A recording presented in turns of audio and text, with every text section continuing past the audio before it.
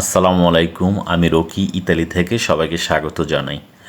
আমরা যারা এক দেশ থেকে অন্য দেশে ভ্রমণ করে থাকি সেই ক্ষেত্রে আমাদের একটি দেশে ট্রানজিট দেওয়া হয়ে থাকে। এই ট্রানজিটটির সময় এয়ারপোর্টে আমাদের জন্য ফ্রি খাবারের ব্যবস্থা থাকে।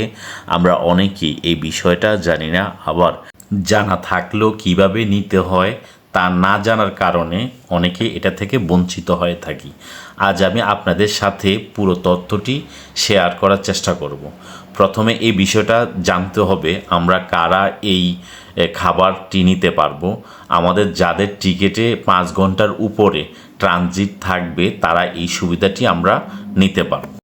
আমি টার্কিশ বিমান থেকে নামার পর সাথে সাথে চেকিং করে নেই। চেকিং শেষে কেয়ার পয়েন্টে চলে যাই। কেয়ার পয়েন্টে আমি আমার টিকিট দেখাই, তারা আমাকে একটি টোকেন ও 8টি রেস্টুরেন্টের নামসহ একটি পেপার দেয়।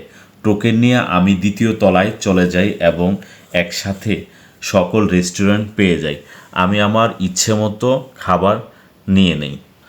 ঠিক একইভাবে আপনারা এই সুবিধা অন্যান্য এয়ারপোর্ট থেকেও নিতে পারেন।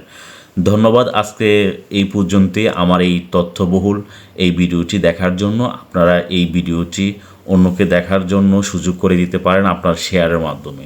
সবাই ভালো থাকবেন। আসসালামু আলাইকুম।